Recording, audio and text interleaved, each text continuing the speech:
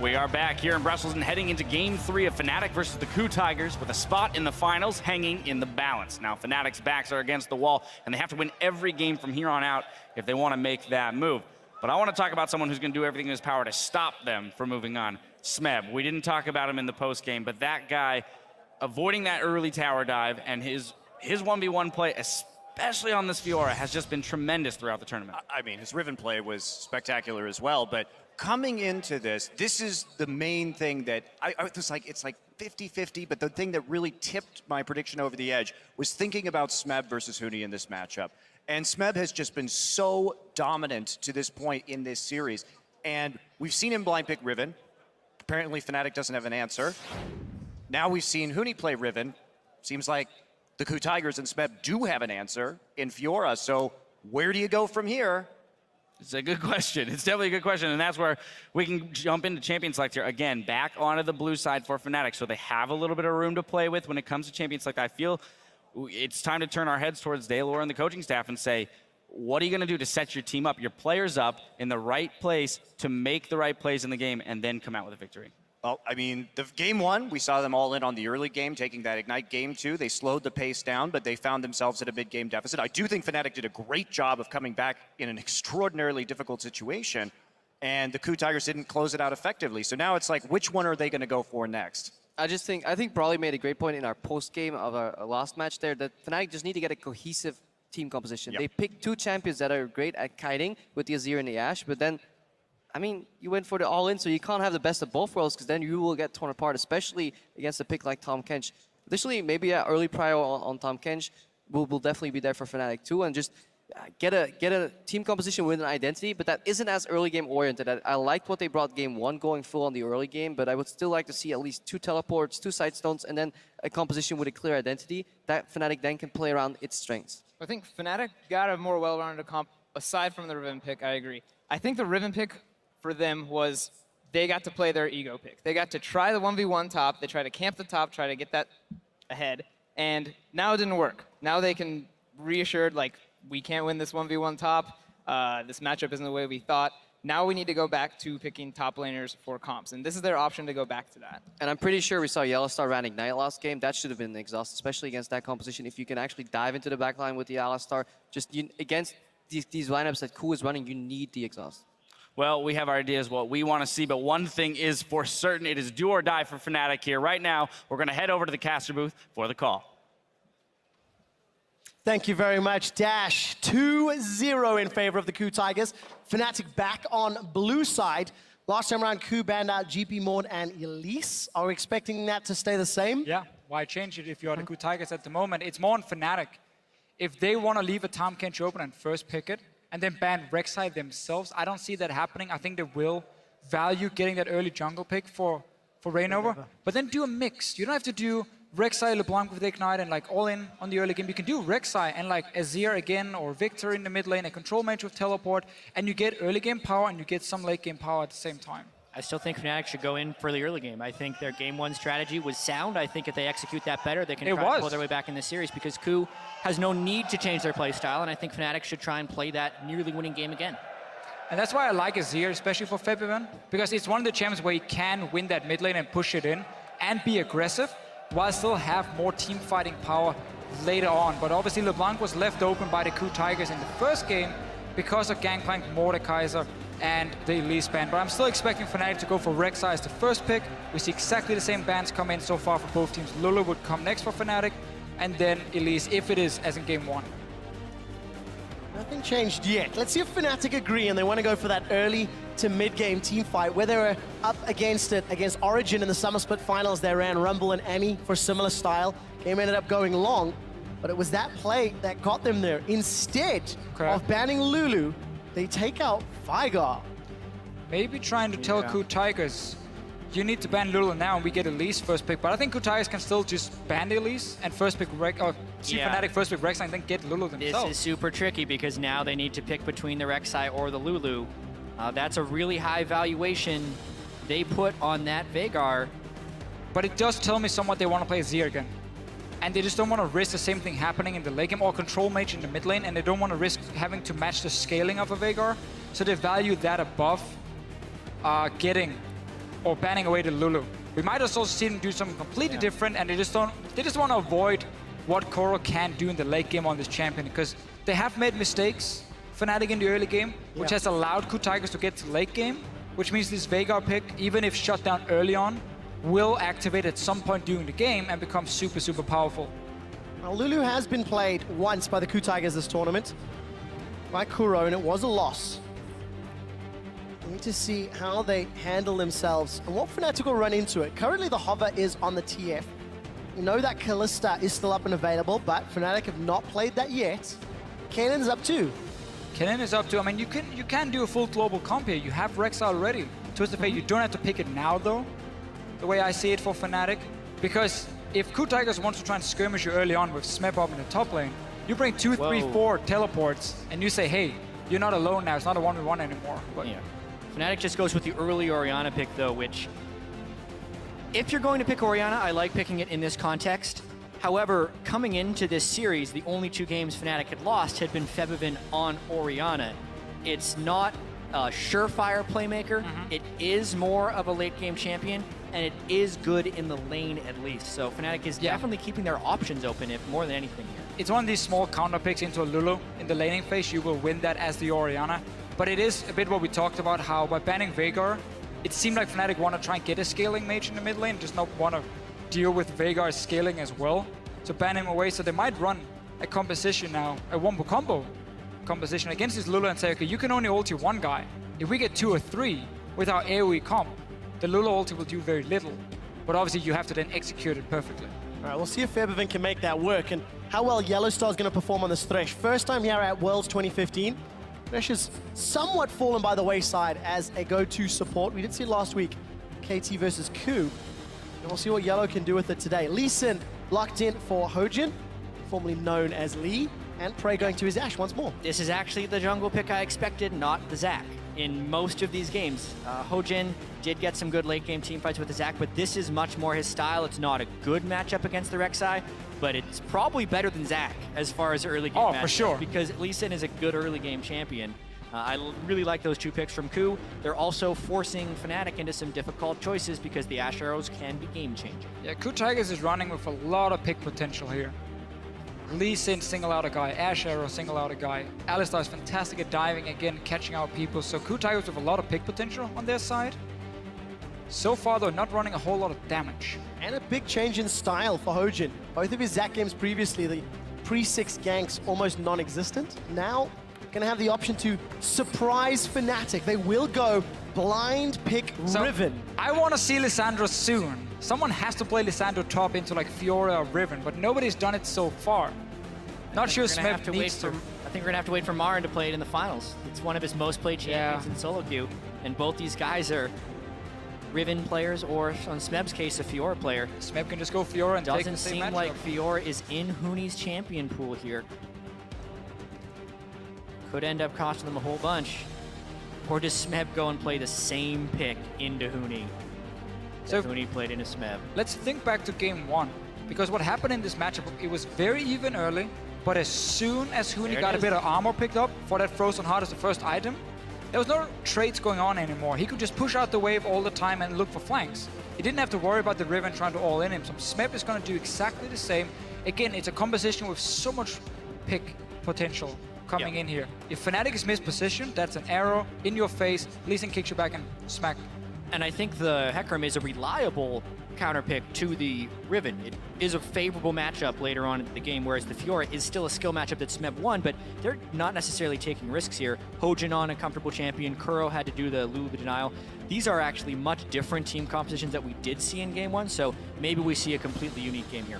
And we got to see Fnatic take the best of both worlds. Rek'Sai first pick, so you have that early game jungler. I still think this is a lot more mixed compared to what we saw before. They have a control mage who can scale in the mid lane, and you have an early game jungler, compared to before, where they were in a situation where they had to pick a Skarner because Rek'Sai and Elise were banned away. And they're like, okay, how do we get early pressure? Skarner? Nope, that's not going to work. So now they have a bit of everything. Okay. And we need to see how they make use of all of their different tools, because this could be the last game from a European team on European soil.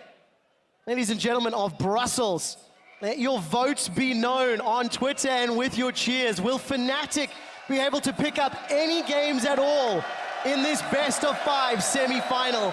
Or will KOO show the Korean dominance and have our first ever all-Korean final at the World Championships? It's game 3 with Fnatic on the blue side, fighting to stay alive.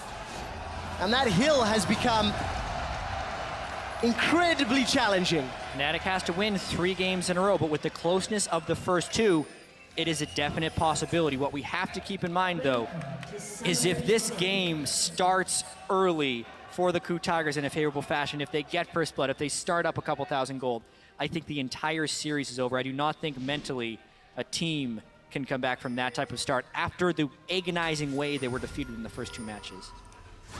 Also not running double teleport on the side of Fnatic. Fibin once again is going all in on this laning phase. Orianna does do really well into Lulu, so he's looking to once again push KOO into his own tower and open up for Reignover to be more aggressive, invade into the enemy jungle, take one-on-ones, 2v2s in there, use that Riven as well for extra damage in the early game. So Fnatic will have tools to play around the early game, but we know what happens late game when you're down a teleport. Well, KOO Tigers have already shown that their quarterfinal form of falling behind and then bouncing back is something they can do comfortably. Their group stage form was significantly more impressive in the early game, by securing a ton of kills and punishing both Pain and CLG. Let's see if Hojin with Prey and Smeb can, again, get that strong early and maybe snuff out any hope of Fnatic pulling the reverse sweep. Yeah, I think absolutely with Lulu and Ashe, they can still have a decent late game plan, but this is more KOO Tigers composition that'll take some risks early. This is more of the group stage style of KOO, where maybe they feel comfortable enough to make plays. Just wait for the first time Fnatic groups and see if Prey lands the Ashe arrow that starts the cascade. Prey is probably the best Ashe player in Korea. He was one of the first guys to really bring it out again during the playoffs and so on. He's very known for having fantastic hawk shots, and then also, of course, that arrow landing at the correct target. And KOO Tigers really looking a little more, they're gonna spike more in the mid game with what they're running here in this game. Potentially final match of the series. Ebervin and KOO going toe-to-toe. We are going to see the head-to-head matchup up top as well. Huni and Smeb settling in. And both duos going toe. So we'll see what Huni can do. He ran the Hecarim first, but it's coming off way worse for wear. Smeb just throws Spirit of Dread and laughs in his face. Yeah, and Hecarim also has Ignite, so he's up a combat summoner in this lane. You almost have to gank the Hecarim early, but if he's chunking the opponent laner like this, you can't do that either. Huni's hoping that he can bounce the wave off the turret here and then recall, but he's taken so much damage early, he's going to be in for a world of hurt. Let's just remember Smeb is running Flask and 3 potions. So the fact he's winning early trades so easily is going to make it even worse for Huni, because he has no way now of sustaining himself. 3% lifesteal on Adorn's Blade is absolutely nothing for him. He's really trying hard, but he knows once Smeb hit level 3, he can get the E up with Ignite. It would be enough to kill Huni out of lane. That's why he's really delaying this recall. Early laning phase goes heavily to Smeb top lane. So Smeb with a soft counter pick already in a good position. We'll see how early he can get that armor secured. Reckless and Yellow, they're pushing heavily in this bottom lane. So this Riven pick for Huni will most likely just be because it's a comfort pick for him. I don't see Fnatic necessarily go and camp the lane, because if you look at what they've done with the rest of their comp, you have a counter pick in mid that's going to push in to tower. Look where Fibin is on the map now. Sivir against Ashe. Sivir can fast push the wave over and over, and Ashe cannot push it back. She can out-trade the Sivir, but that's very difficult to do when you have minions around you. So Fnatic have 2 lanes pushing on the bottom side of the map that will constantly push into tower. That's what Reignover is going to use to get into the jungle near that blue buff, take that control, and always chip away in these towers here for Fnatic. Play it fairly slow, honestly. You don't have to go for a crazy dive. Just keep pushing in waves on the bottom side. Huni just has to stay alive on the top lane. You look at the speed in which Reignover cleared that jungle. No hesitation, full clear, and sightstone. So more what we saw in the quarterfinals, where he had an average 6 minutes sightstone. This one's 4.5 minutes sightstone. It's one of the things the analyst desk was saying they'd like to see a little bit more from Fnatic, the sightstones. We're hoping for 2 TPs. We'll see if Reignover can make use of the vision provided. And Huni again, coming off worse for wear in that trade. Smeb just runs him down with a devastating charge and rampages. You have to be so careful now because you're going Sidestone first on your Rek'Sai against a jungler who's going to go Warrior and Charm. So Hojin will have some more early game power with his longsword. And if Rek'Sai takes a risky gank on top side, you know Hojin likes to sit up there and wait. You mean like this? Like this, that could end very quickly in 2 kills for KOO Tigers. So weird to be having the Riven here. It's the danger of the blind pick because now you have to play Riven into an unfavorable matchup. And Kobe loves to talk about it all the time. You have to gank for a Riven lane when you're on Riven's team or against Riven's team because that's where the jungle attention is going to be going. And that actually plays into KOO right here. So Huni needs to play defensively on Riven, which almost always leads to a large CS discrepancy in Riven's, not in Riven's favor. Yeah, the only thing we might see happen for Fnatic is if they keep Reignover on top side, maybe force Hojin to stay there so there's no jungle pressure on the 2 lanes pushing for Fnatic, and they just let Febivan and Reckless do the job on their own while you try and, bait attention on the top side. But we keep seeing these trades. Smeb is already gonna get some early armor, he's gonna get that Frozen Heart as his first item, and Huni doesn't really have that chance to all in. No, not at all. 10 CS down already. Smeb's still got that Ignite and the Sustain. Huni's going to lose even more CS. So a Miracle TP play is what they're looking for. Febivan throws down the Shockwave almost as soon as he unlocks it. Just trying to bully Kuro out. Got himself a 10 CS advantage. It's something, but it's not massive just yet. So now with Reignover being around top side, getting 2 deep wards in to try and spot Hojin in the red jungle here, which is very nice. It did mean once he maybe had a small chance to gank the bottom lane, he obviously wasn't nearby because he's been making work on the other side of the map. Frey and Gorilla are overextending at the moment. You have Lantern, you have Flash for Yellow Star. There's a lot of ways to set up this gank. And I like the fact he's now sneaking down towards this gank. He can even go over the wall with his tunnel, and then he goes the opposite side towards the mid lane. It's pretty smart of Reignover, though. He knows he doesn't actually have the combat effectiveness with Sidestone right now, and he's successfully and safely gotten 2 wards deep within the jungle of KOO. So at the very least, he's stopping Hojin from having early jungle presence, or so he hopes. Yellowstar with a very poor face check. Oh, he's in so much trouble. Flash and Exhaust are available. Yellowstar manages to sidestep the Sonic Wave. Teleport started, then cancelled by Kuro. So they do get at least one of those summoners at the cost of their flash and heal. Strange play from Yellowstar. I'm 100% sure they saw Hojin in the jungle with the wards just being placed from Reignover's side. That was one of those things, well, if I check it in here, I am going to lose. So I should check it just to make sure that's not the case. Because even if there's nobody there, what was going to happen? He would just walk up the river. Yes. Very foolish play there, but he keeps his exhaust at least. I like the fact that he has exhaust, specifically against Hecarim. But these small mistakes is exactly why KOO Tigers in the last 2 games have been able to always, even when really far behind, find a way back into the game. Because Fnatic would then make that little overextension or have that one bad call they made, and that's where KOO Tigers punish you every single time in the early game. And it goes further than just that. In the quarterfinal matchup, KOO just kept showing ways. They knew how to defend. They knew how to play on the back foot. And they've done that in their own region during the course of the summer split. I mean, this is the team that is looking the most likely to advance on to the championship finals. And every single time they show up, they find new ways to impress and new ways to look good on the Rift. Although Febivan does have that 21 CS advantage on Kuro. KOO, even with the catch, is still losing this early game by 400 gold, even with the counter pick in the top lane. So they're definite things not going well for KOO Tigers. Yet, as you say, Quickshot, they consistently find ways to win. I still like this from Reignover, how he goes up not to gank, but just to place a ward. Now he finds Hojin as well.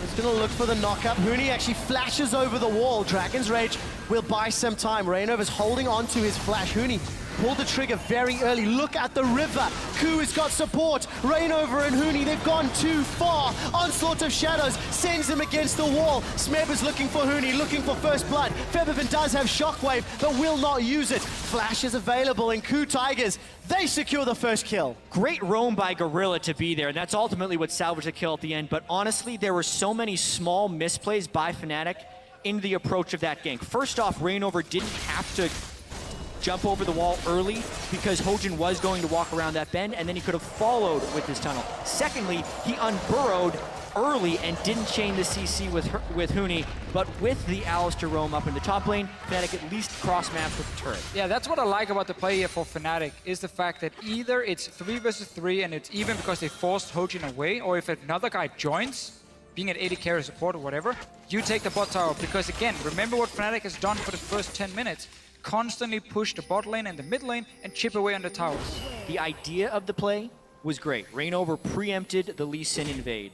The execution of the play was extremely lackluster, and KOO out-executed once again. That's basically how KOO has been winning these games. I think strategically, Fnatic has had a lot of superior calls, but KOO has just been playing better in the moment again and again. Let's see if Reckless can outplay Gorilla. Spell shields the headbutt, and Gorilla not going to be quick enough on that pulverize, but gets the summoner spell. And that means Reignover, Huni, and Reckless, or even Yellow, are flashless for the next few minutes. In order for Reckless now to move further in this game, he's already taking his own bot lane tower. There's no value in him just constantly pushing the bot lane really at the moment. So he really wants to push out this wave and then swap to top lane and 2v1 the Hecarim. But because he just lost the flash, it becomes so much harder for him to do. And here's a dive. Yellow Star's in trouble. He's been caught by the Crystal Arrow, and the TP is going to bring some more play from Kuro. They get themselves a second kill, and maybe even the tower if they stick around for this next wave. Now that was a good play by KOO. That's exactly what they want to do in that situation. They burned the early summoner spell by Reckless. They made it even more dangerous for Yellowstar to stay under, and they abused their double teleport advantage. Exactly. That's where, again, Fnatic can get punished for not running a teleport in the mid lane. Had Fabian had TP ready, had he had the summoner at all, right here he would just TP it instant down to this bot lane tower, and this dive would never even have started. KOO Tigers are just saying, we can be 4 members against 3. We have an Alistar to dive. Easy, let's go for it, and that's a kill. And despite being down 30 CS in the mid lane, with Kuro's kill and assist, he's even on gold with Feathervin. So he's using that teleport to keep himself very, very relevant. I think you are in a winning lane matchup without the offensive summoner on the side of Fnatic. So when we even heard Yellowstar say, oh, let's see what happens top. All right, let's throw everything and a sink at Smith. He's already chunked Huni down. The flay comes out. Onslaught of shadows. Man. Smith's got one, and he's not done. He's looking for Yellowstar and Reignover. Reignover unburrows the rest of KOO, coming from the jungle. And ladies and gentlemen, if Huni wasn't tilted already, that may be the play that does it. Smeb is putting his stamp on this series like he did in the quarterfinals as well. 1v3, and he turns it around. He was already in a winning matchup. He already had stacked armor, yet they gank him with double physical damage and expect it to go well. That was a poor call by Fnatic, and we were wondering what would happen if they started behind in this game. How desperate would they become already being down 2-0? That was one of the worst decisions Fnatic has made all series. Gonna cost them the top tower. Reckless was trying to shove in middle, but unable to secure the mid turret. All of a sudden, Fnatic are now 2,000 gold down, 3 kills down, an extra tower down, and the pressure continues to mount. He had the right plan in the start. Reignover wouldn't gank, he would just get a side stone, place deep wards, make sure Riven could farm, make sure your laners were safe so they could keep pushing the waves. Play, it's slow. You even have that combat summoner in mid lane, so you're supposed to win it. Riven is ahead in farm, so again, just wait it out. Take these towers. Instead, Fnatic, after giving up 1 kill, instantly says, okay, let's go for another fight. Now suddenly we need to do something, otherwise we're gonna fall behind.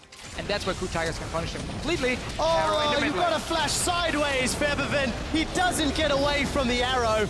And an easy pickup for KOO. Now they've even got uncontested time towards this middle lane. You gotta hand it to KOO Tigers, though. They are absolutely recognizing where Fnatic is at, and they are going for the aggressive plays. Prey with Ashe does this against everybody. Beautiful arrow from right outside of Fog. Flashes backwards instead of sideways. I don't think that's a play Feathervin makes in game 1, but based on the circumstances of this match, he flashes straight backwards, KOO converts, gets their 4th kill. Making it just look so easy. With the enchanted arrow from Prey, that library card continues to get stamped for Fnatic. And KOO are just now starting to strangle the life out of Fnatic. They do have wave clear in Orion and Sivir, so there is some comeback mechanics. But they cannot afford to keep falling prey to Prey as those Ashe arrows get flung out. And again, they don't have a teleport. So KOO Tigers can say, okay, we're just gonna 1-3-1, push in every single lane. Whenever Fnatic sends someone to the bottom side to defend like they're doing now, they get Right killed. in a Gorilla. All of a sudden, Reckless is delivered into the hands of Kuro, but there's no damage to follow it up. KOO may have bitten off a little more than they can chew. Prey's in trouble. He gets away from the wind slash as the teleport's coming in here for Smith. He's now landed. Onslaught of Shadows is available. Hooney's on the front line. Not even needed. Smith throws the onslaught towards the tower. Into the tower. And Hooney's left for dead. Shockwave connects on Prey, but doesn't find a kill. Top laners are down, and Fnatic are able to at least go even after an over-aggressive play from KOO. This was almost the best Fnatic could have hoped for. We saw it. Febian was down on bottom lane to clear the wave that was pushed in by Koro, so KOO Tigers say, okay, now we have a numbers advantage. We can engage in the mid lane. We're still only 15 minutes in, though. So diving between two towers, so now to be a little bit more than what the KOO Tigers could do. But in the end, it's still 1-for-1. I think KOO Tigers is trying to push the tempo a little bit with their Warrior Lee Sin, especially at this stage in the game, which is why you're seeing such an aggressive roam from Gorilla and the Lulu down already. They actually used the Lulu ultimate very early for Gorilla to overtank that turret, but then immediately have to turn on the retreat because Prey actually took turret aggro, so not a coordinated play. A rarity from KOO so far in this series. Smith teleports in defensively, and I actually like the heal from Reckless while the Onslaught of Shadows comes out to position and not get knocked backwards. I think that was very critical. At the end, though, Smep gets pulled into tower, goes down, but we're gonna see KOO Tigers try and do this again. Look at Lulu on the bottom side of the map. Fnatic is pinging and saying, okay, this might be our chance to rush in mid tower.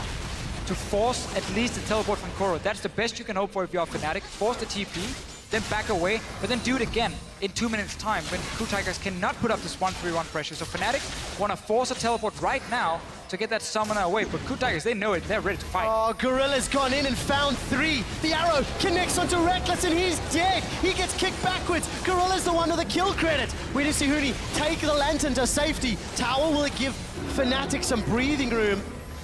But Prey again finding the enchanted crystal arrow.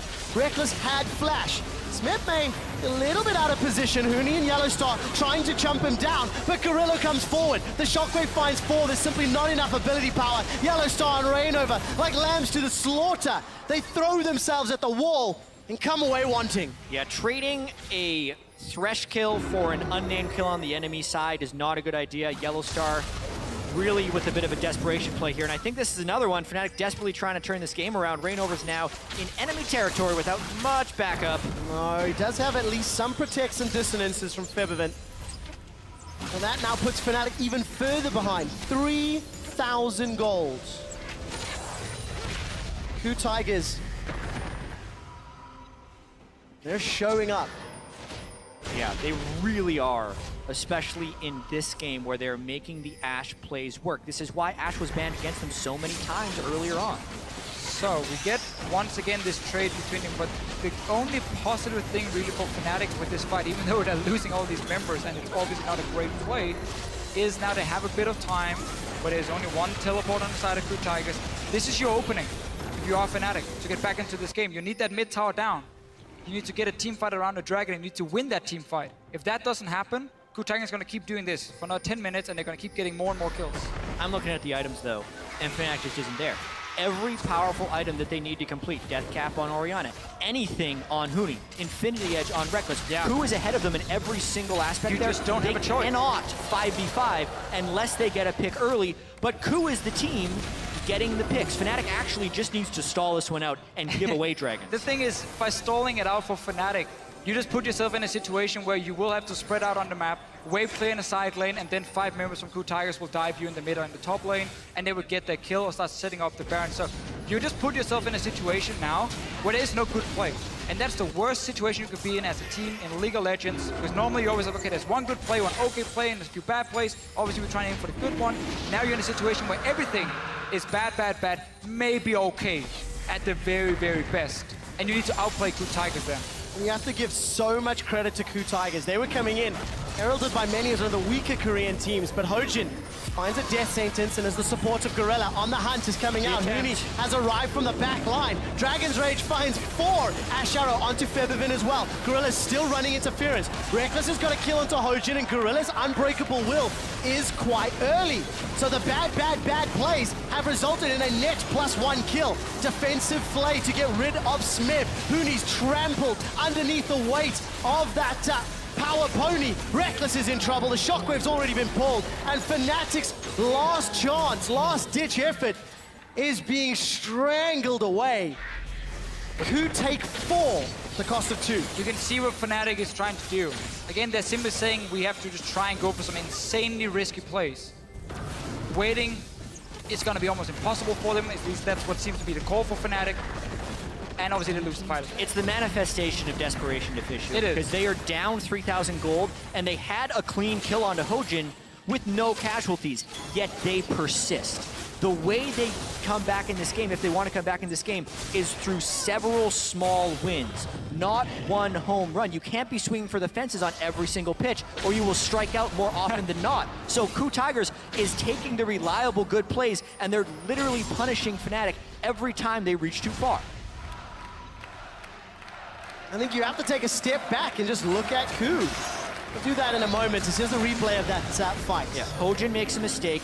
They do a lot of peeling here, Gorilla and Hojin, just to keep him alive for a little bit longer. And you can see how heavily out of position KOO actually are with their double teleports being down. So that's the window Fnatic has. But the map is only so big. It's going to shrink eventually, and KOO brings their solo laners back into this fight while Fnatic continues to be here. And because of the item differentials in this team fight right now, Fnatic had no chance once Smeb and Kuro arrived. Yeah, Smeb 2 levels above Huni right now. Insanely fed on this Hecarim. Fnatic is saying again, 5 vs 4, let's try something. It's not the right call. They get punished for it. KOO Tigers, 21 minutes in. It's 5,000 gold ahead. And this is the team who's been playing normally really well in the late game. Yeah. Did make some mistakes in the last game though, where Fnatic almost managed to get back. Wasn't enough in the end though. Yeah, this is a team who has been down this amount of gold earlier in the game and still beaten Fnatic.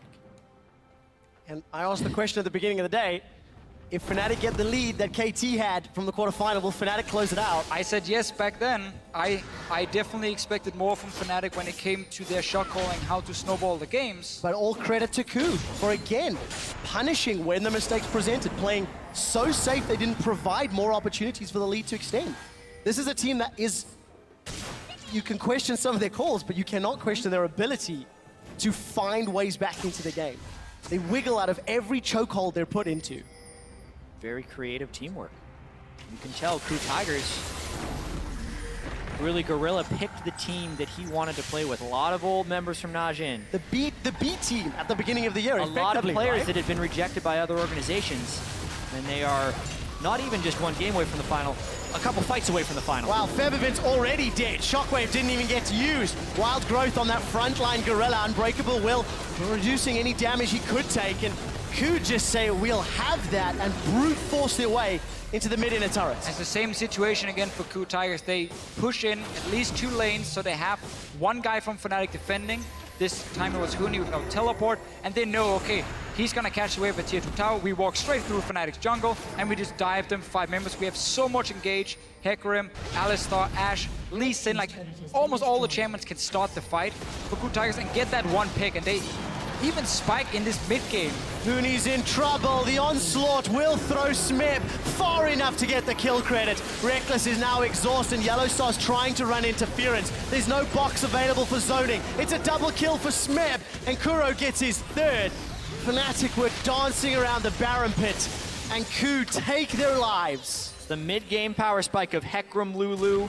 There is really no speed equivalent to that combo when you're trying to run away. So even though Reckless was far from the origin point of that battle, he ends up catching the bad end of it. Rainova and Feathervin standing against KOO. They're in the Baron pit and Pretty low. good shockwave opportunity. The shockwave is available, but the headbutt will knock Rainova away. Shockwave gets damaged, but nothing more. And KOO Tigers have the tools they need to finish this game out, to clean sweep Fnatic. Definitely didn't expect that coming into this series. We knew KOO Tigers were great. This was always going to be the most contested series we've seen. We all looked at It could Fnatic have gone either way. as the Western hope, basically, for getting into the final. With Origin facing SK Telecom, nobody expected a whole lot from that match. But this one here, it's been surprising how well KOO Tigers have been able to play, went behind, even went ahead outside of those 5 minutes in game 2. And we just gotta give it to them. They really deserve to be so far ahead in this game and already be up 2-0. What a year for KOO Tigers. Not only were they... Oh, Asher also comes in.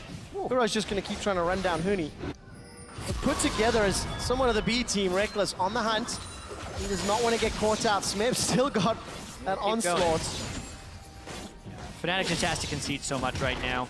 KOO's been able to play this game, specifically the 1-4, with giant gold deficits. So with a mid-game team composition in the mid-game with a 10,000 gold lead, they are making it look easy. And really, this game has just been all about KOO Tigers. Picks and bans, something that it feels KOO have had their finger on the button all series long, hell, all tournament long, really, for most of the games. And just showing up on the big stage. And now we just need KOO to take this wave in the mid lane with the Baron buff. Not sure why he didn't want it before. Fnatic keep looking for that one opening where you catch a guy slightly out of position, but even getting that one kill now won't really result in anything for Fnatic. Smep, he doesn't care about Huni down here at all. Not at all. 3-level difference. The wild growth comes up. Huni's going to get shut down. Gorilla finds 2 with the pulverize, and despite the decent shockwave, it will not matter. Reckless is on the retreat. Feathervin's got no mana, and Smip just prances into his face. Takes another inhibitor away from Fnatic. 11,000 gold lead. That's going to grow even more as these minions funnel through. Inhibitor number 2 is going to fall. And KOO Tigers can play this one safe. Not make the same shenanigans that we saw from the previous game. 3 inhibitors down. Almost giving Fnatic an opportunity back into the game. And I hate to say it, but how similar is this series to the one we saw yesterday? As far as the nature of the games playing out. Origin played SKT really close in game 1. They're gonna try now, Fnatic. Well, Rainover's arrived. Huni teleported to the tunnel and gonna try look for a kill. Gonna hold on to his ultimate in that wind slash. Hojin finds the Krugs. He even makes it out alive at the investment of TP, Void Rush, even on the hunt, I believe. And then aside from the big mistakes that KOO made at the end of game 2, that was a more one-sided affair.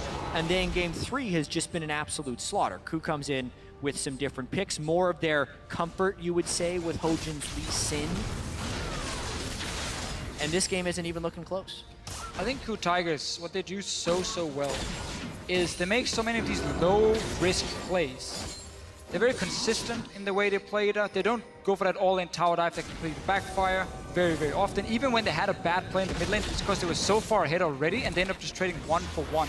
So very rarely do you see them completely mess it up. Where Fnatic, their playstyle is a lot more high risk, high reward. They will go for these aggressive plays, but against a team who's ready for it, it can backfire very easily. And that's what we are seeing in this series.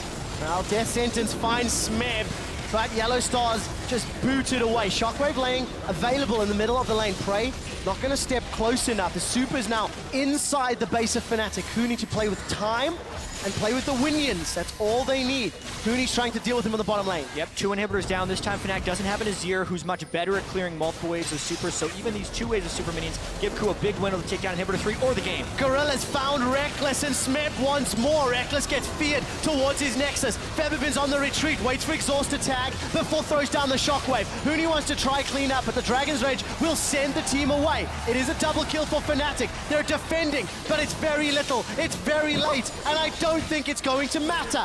Rainover jumped a mile behind the rest of the team while they were trying to trace out. Now he's in trouble. They lose the inhibitor, but they do pick up some kills. Might be able to get Prey. Let's take a look. Prey Seeker. Doesn't want to be here. Smib can quite easily pick this kill up. They're gonna go 1 for 1. This is the best friend battle, ladies and gentlemen. Rainover and Smib throws up the flare, but it is Smib that will have the last laugh. As in life, your best friend just runs away from you. Smeb probably says only players who can make it to finals get to fight one. Walks away from Hooney. Oh, I like that. And Rainover. Well, 10,000 gold down, double super minions in every single lane. Just one more time of this last-ditch effort here from Fnatic. Gorilla makes a pretty nice initiation. I honestly think there's a pretty big overreach by KOO Tigers, so they didn't even finish killing the inhibitor because they're splitting their damage so heavily when they make this engage. Yeah, whenever we say they're making all these low-risk plays and so on, and they get really far ahead in the game, they go for these fights. We're like, oh, okay, they just gave a few kills here and there. It's very interesting, though, because Fnatic right now... There he goes. are just trying what they can to get back and raid over. Looking for more, didn't end up getting it, but like, Reckless is really far ahead in farm, Febvin is far ahead in farm. They were winning these lanes, but KOO Tigers are winning as a team every single time. It's not individually one guy, maybe outside of Smith, who is being an absolute monster up in his top lane. Him against Marin is gonna be such a great battle. Now Supers are onto the Nexus turrets, and KOO are not putting themselves far enough forward to be at risk yet. Waiting for those next lines to move their way in. And the fire of Fnatic on home soil looking to be extinguished. The KOO Tigers have killed Huni. 4 members of Fnatic left to try wave clear, but the Dragon's Rage knocks him in the air. Shockwave cannot even complete, and the KOO Tigers looking to upset the hometown heroes. KOO will get themselves the ace, will get themselves the base, and will earn themselves a shot at the Summoners Cup in Berlin against SK Telecom.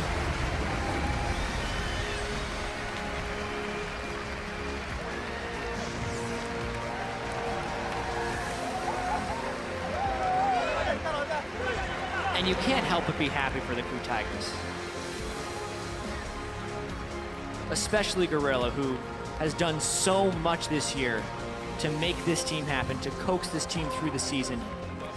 Finalist in the LCK in the spring, qualified on championship points, and has never really been given their fair shot as a top team. Maybe for a small amount of time in the spring, people were saying it.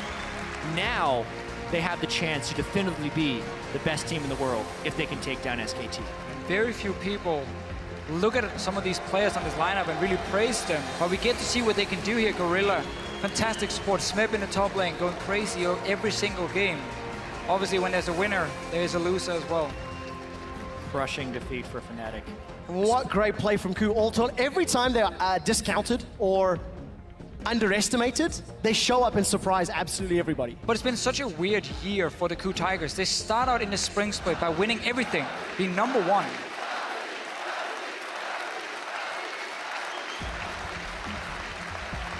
It's also been a huge year for Fnatic, coming all the way to the semifinals, and the crowd is showing their appreciation. The final vote has landed, and it was a European eulogy as both EU squads drop at the semi-final stage. I still think both the EU teams and EU fans can be very proud They put up of this tournament.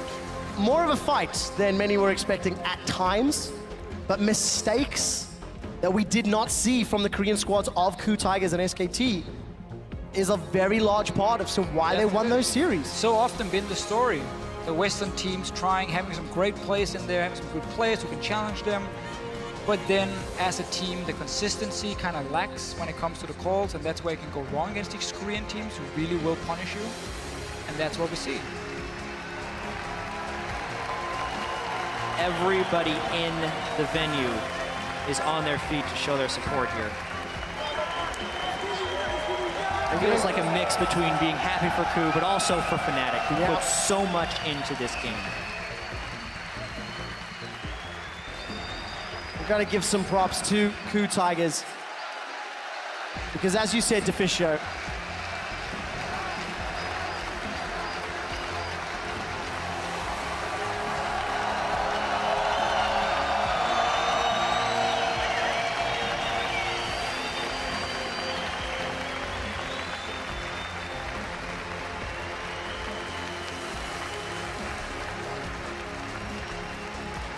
So much emotion on stage right now. difficult end to the tournament for Fnatic. It's a young team, though, Fnatic.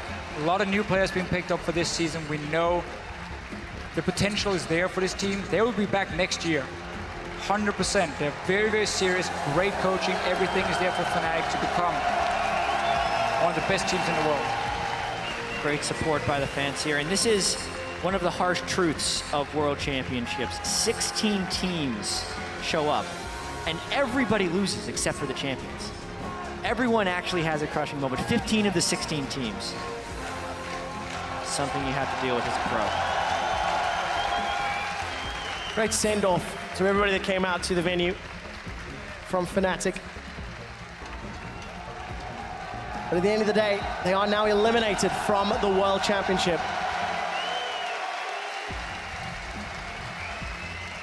And unquestionably,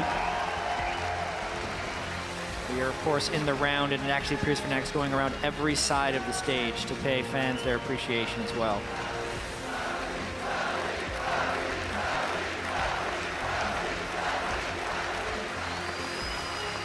Crazy. it is. It's absolutely phenomenal. It's been a roller coaster ride for everybody watching. Western teams are now eliminated at the top 4. We will have our first all-Korean final. KOO Tigers will get another shot at surprising, another shot at proving they are the best team in the world, and you could not ask for a stronger opponent. It's going to be a really tough battle for KOO Tigers against SK Telecom. In the spring split, SKT didn't even play against Faker, and they got 3-0'd. It's tough. The stylistic matchup really favors SKT. If anything, a lot of us were thinking Fnatic style had the best chance of beating SKT. But if you're playing at the level where you're making that many mistakes, exactly, and that's, you're not going to make it. That's really the big thing when you are a team like KOO Tigers who survive on punishing people for their mistakes, and you face SK Telecom, probably the team who makes the least amount of mistakes. It just becomes so difficult for the KOO Tigers to play. But obviously we see Fnatic now walk out of the venue, getting some high fives on the way, and the crowd really loves them.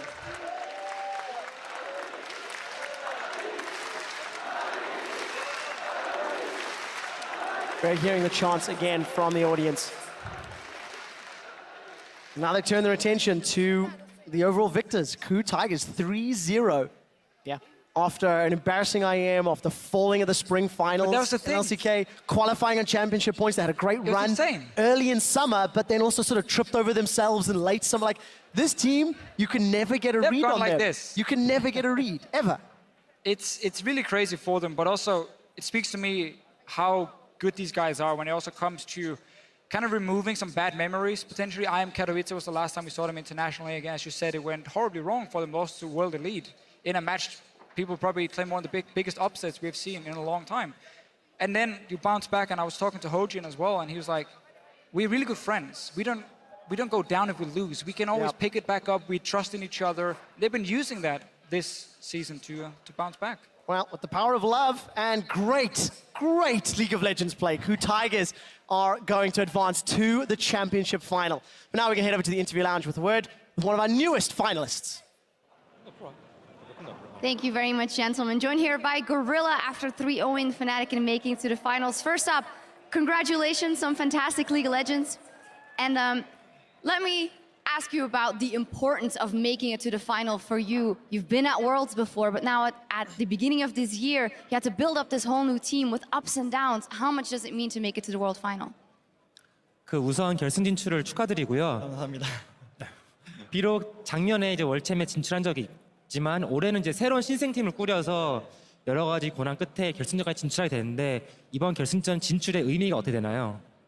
사실 제가 이번 연도에 새로운 팀에서 출발을 하면서 되게 큰 걱정도 있었고 큰 기대도 있었는데 그 와중에 저희가 초반에 좀 잘하다가 약간 삐끗한 점도 있고 그랬지만 저희 팀이 다시 이렇게 올라와서 기쁘고요. 사실 저는 이번 연도가 저에게는 좀 큰 경험인 것 같아요. 왜냐하면 제가 손목 부상도 왔었고 약간 좀 힘들 거라 생각을 했는데 이렇게 같이 결승전에 와서 진짜 말할 수 없는 기쁨인 것 같아요. Okay. So coming to this season, like with this new team, a lot of people were actually looking forward to our team, and some were worried. And we had a very good start in the early season, but also we had a rough hit during the mid-season at IEM. And overall, I had a very rough season. Like I had some arm injuries, and overall, it was just a very tough season for us, for me and my team. I'm just really glad that we made it here together as a team, and I just can't really find the exact words to express how glad I am right now. I think we can read it off your face a little bit. Let's talk about the series, though, because as you said, an up and down year, but 3-0 over Fnatic here. A lot of people thought it might go all the way to 5 games and be quite close. Why do you think it turned out to be 3-0 in your favor? 그 많은 사람들이 이번 오늘 경기가 이제 오전까지 가는 되게 치열한 경기가 될 거라고 예상을 많이 했었는데 어떻게 이렇게 3대 0으로 경기를 이제 끝나게 됐는지 말씀해 주세요. 사실 오늘 탑 게임에서 스맵 선수가 훈이 선수를 첫 경기에 이기면서 거기서 약간 멘탈 차이 때문에 저희가 쉽게 이긴 것 같아요. 왜냐하면 훈이도 잘하는 선수고 스맵도 잘하는 선수인데 스맵 선수가 아마 멘탈이 조금 더 강했고 훈이 선수가 먼저 깨져서 이렇게 게임이 쉽게 이긴 것 같아요. So I think the most important point happened at the first game when Smeb played well against, won his lane against Huni. And I think Huni and Smeb, they're both really good players, but overall Smeb had a better mentality, stronger mentality than Huni, and that's how the games went to 3-0. It was 3-0. That means you beat the #1 team from Europe, and you're about to go up against the #1 team from Korea. Before this tournament, thought there was quite a big gap between SKT and the rest of the Korean teams. How do you look at that gap now? How wide is it? How close are you to SKT? How close can you get to winning that cup? 이제 오늘 경기로 유럽의 1위 팀을 이겼지만 이제 다음 결승전 상대는 한국의 1위 팀 SKT1 팀입니다. 이제 이번 대회 시작하기 앞서서 많은 사람들이 SKT1 팀이 다른 한국 팀들보다 좀 실력 차가 있다고 얘기를 많이 했었는데 그럼 고릴라 선수 생각하기에 지금 SKT와 쿠 타이거즈 팀 간의 이제 실력 차가 지금 많이 메꿔졌는지 아니면 좀 그대로 있는 것 같은지 말씀해 주세요. 사실 저희가 SKT를 큰 경기에서 만날 때마다 저희가 좀 많이 쉽게 졌거든요. 근데 이번에 저희가 푸나틱을 3대 0으로 이긴 이 기세에서 조금 더 연습을 해서 서로 정보를 다 알고 있는 정도니까 아마 조금 더 저희가 옛날보다는 그래도 SKT 상대로 조금 더 선전을 할 수 있지 않을까 생각하고 있어요. In the past, whenever we played against SKT at a big stage, we didn't play that well, and the games overall went pretty easily. But I think since we beat Fnatic 3-0 today, we had that momentum to move on. And since both teams know each other so well at this point, I think can put up a better match tomorrow at the finals. At the finals, still a week away now. You enjoy your victory. Congratulations once again, Gorilla and KOO into the finals. Let's kick it back over to the analyst desk.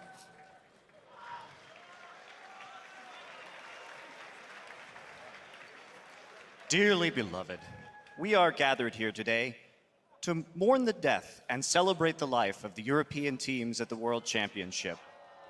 They brought 2 good teams and also H2K, and they did very well. They were great teams. They made it all the way to the semifinals, but in the end, the best team won. May they live well in their next life in Season 6, and we hope to see them back again. Ashes to ashes, dust to dust. Rest in pepperonis. Yes.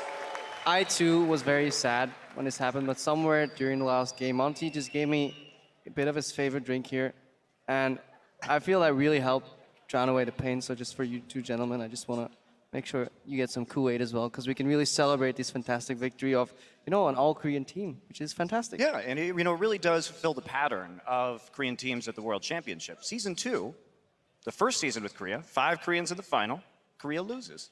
Season 3, 5 Koreans in the final, Korea wins. Season 4, 7 Koreans in the final, Korea wins. Season 5, 10 Koreans in the final, Korea wins. They will win.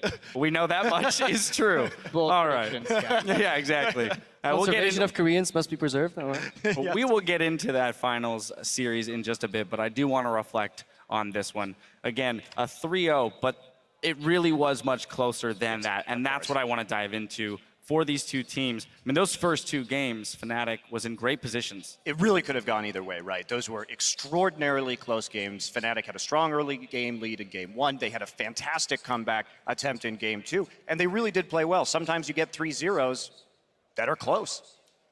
I just think the mental aspect, especially on such a big game, a best-of-5 here, the way Fnatic got ahead Game 1, and then the plays that cost them that lead, and the manner in which KOO returned, kind of set like a damper on the series. And we saw it in the interview as well. Mental aspect is very big in this series, and yeah, Fnatic, they got their foot in the door a little bit Game 2, but it slipped away, and then Game 3 was completely game over, and then fantastic performance overall from KOO. Well, from Game 1, when they got that, 6, 7, 8K gold lead, the second they make that mistake and the game ends, they go back and review, and they're like, maybe we're a bit too aggressive, like we need to focus on this. And then Game 2, their aggression dies down. Game 2 goes down and they lose. Game 3, their aggression is even lower. It's like after the first game, when they realized the aggression got the best of them eventually, they just started cutting it out like every single game until it was almost non-existent. Yeah, that first game to me was the picture of Fnatic that we expected to see. They came in, they went very aggressive very early on. They made all of the proactive moves in the game, built themselves a lead. Unfortunately, we're unable to close that. And it really does, as you mentioned, it comes down to then being able to separate the loss from the mentality that comes with it, because they needed to approach game 2 with the same similar mindset. We will have a chance to come back, and we will return to the series in just a minute, but right now, Shox is standing by with Fnatic's veteran support. Thank you very much indeed, standing by here with Yellow Star. Of course, have to start with thanking you for taking the time to talk to us. It can't be easy. I just want to start by having your general thoughts on the entire tournament and the road you traveled after now getting knocked out eventually. Well, first of all, I have to admit that coming into the season, like no one knew our members, and then it's pretty much the same. Like we have 4 rookies, or however we call them. We had to work and build so much. We had to work so much together, and then who would have believed it? Like they basically win the first split, and then we go undefeated the second split, and then we're here now in the semifinals at Worlds. It's pretty much the same story as Origin, you know. So I'm really proud of them, and then there is a lot of pressure on us because since we went undefeated and we performed so well during the season, you might expect us to win the whole thing. I think we had the potential, but not enough experience. We had to control. We have a lot of stuff to work on, and maybe next year. Well, that's the keyword for me there. The huge potential around your team. Can you maybe tell me how you, of course, as a veteran, has helped the rookies out so much, as you like to call them, how you will help and nurture that potential to make it to next year and maybe again have a shot at going all the way? Yeah, mainly it's when, you know, we just like to fight all the time, and sometimes we just have to control our emotions. It's not always easy because under pressure, when you're ahead, you kind of have bad habits and then you just keep doing them. But I believe that it takes time to fix them, and then we'll just come back stronger. Definitely will. Finally, is there anything you want to say to all the fans watching at home and all the fans here? Yeah.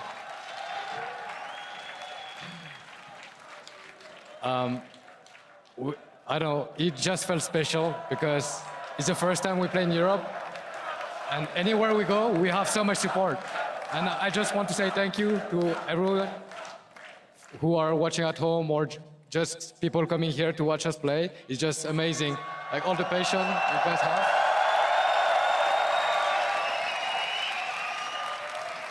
Just thank you everyone for your support.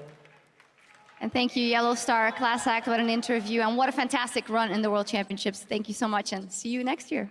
Yeah. All right, back to you guys at the desk. Thank you, Shox.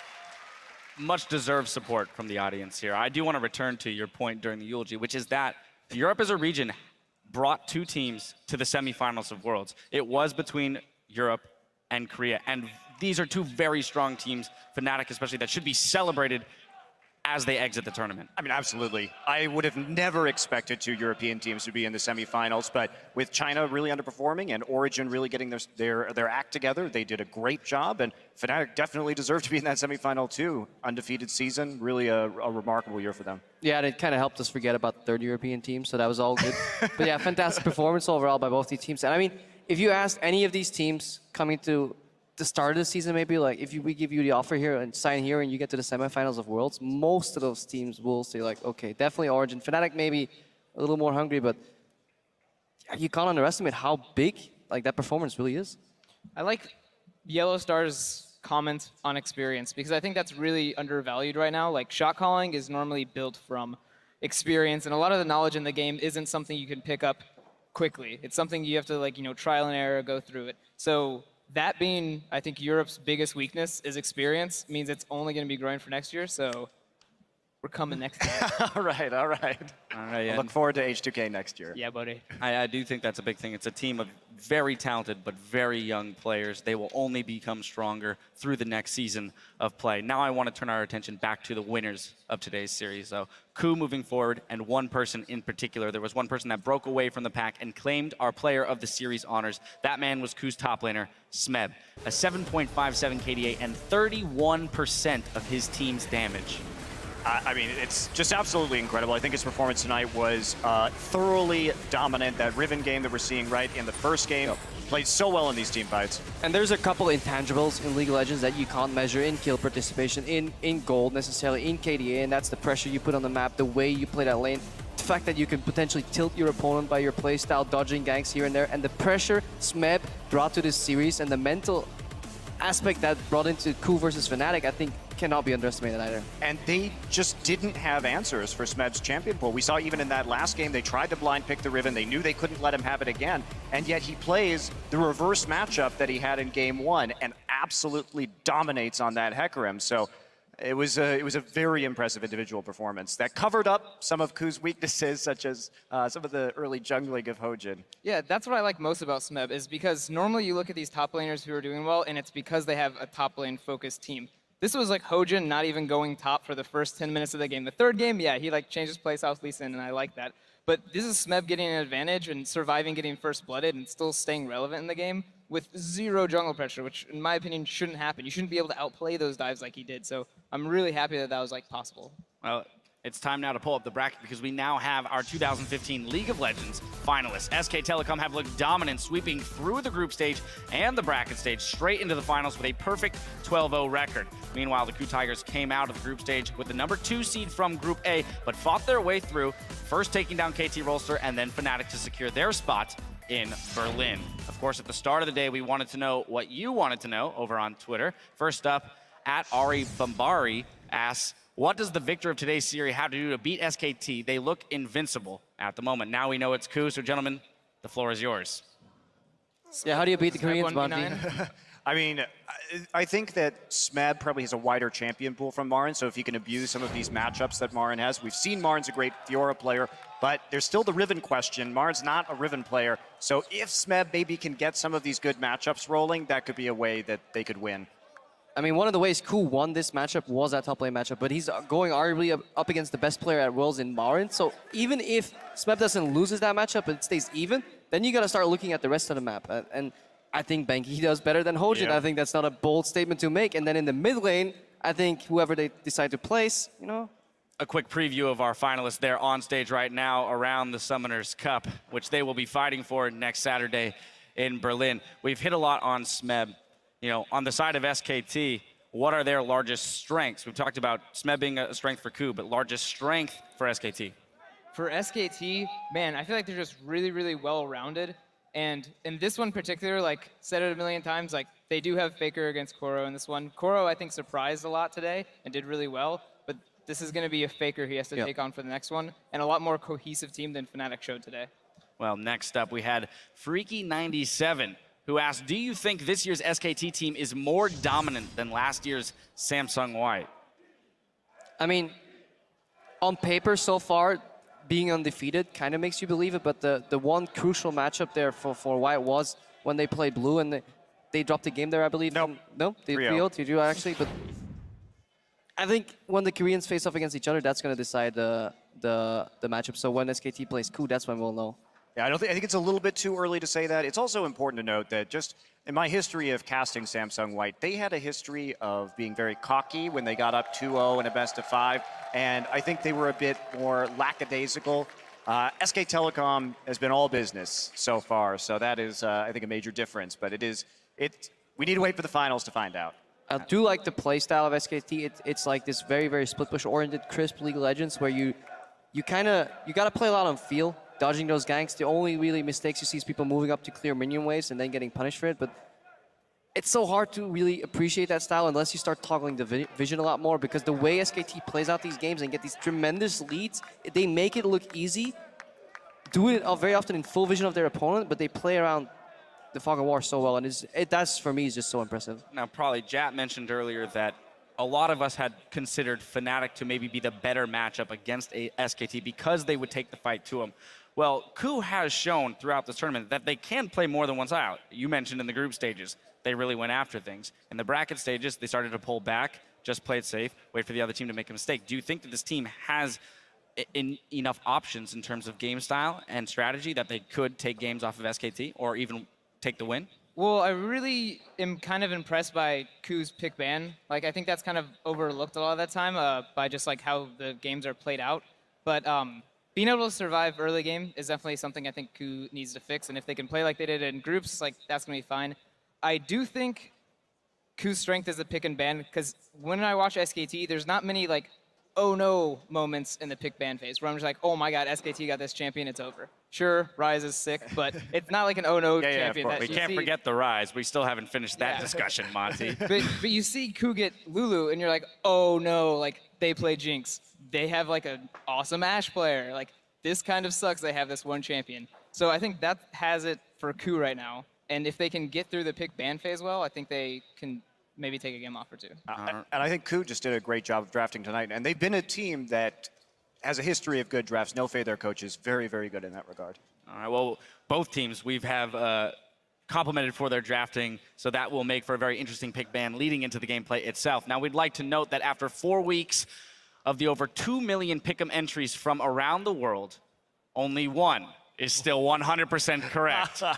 Dext COD has called the entire tournament from group stages until today, and in case you're curious, they've picked SK Telecom to take home the top prize. Well, gentlemen, there can only be one, and he's calling for SK Telecom as is, so we'll have to throw that on to the end of the analyst desk predictions when we get there. I just hope, I mean, some of these group results weren't really predictable, so whatever he had, I hope he shares, man. Come on. That was a crazy run. He's making a good case for himself to take one of your spots next time around. I mean, Krepa, you have a history, though, of when I pick a Korean team in the playoffs at Worlds, you pick against me. Just pick the Korean team with me next time, okay, buddy? I can't. In the finals, I will pick a Korean team with you. Right. Because one day, Monty, he's going to be right. Yeah. He's going to be right. It's going to be so sweet. He is the Korean killer. He was the last European player to take down a Korean team in a best-of-5 in summer 2012. And he'll do it again as an analyst one day. All right, well, we'll be back with our coverage of the Ultimate Showdown with Finals Week, which starts off with an all-new primetime league. Tune in for Mic Check, the Penta, and a complete download on the Worlds event. Then on Saturday, it is the main event. Korea's SK Telecom T1 versus the KOO Tigers in a best-of-5 for the Summoners Cup and the World Championship at Berlin's Mercedes-Benz Arena. Now be sure to stick around because in 15 minutes it's Worlds Night, where myself, Deficio, and Freak will chat about the day's highlights. Now for myself, the casters, and the entire live broadcast crew, thank you for watching, good night, and we'll see you on the final stop on the road to the Summoners Cup.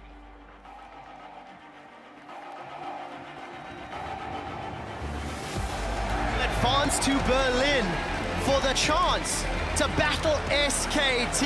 Onslaught of Shadow splits everyone from KOO away. Everyone back, 2 for 1. Featherman wants to clean up. It's a trouble for Smith.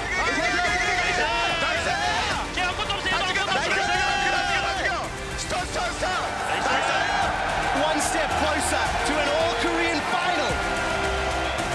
Smith flashes away from the third block of the broken wings. Huni will find fails the flash.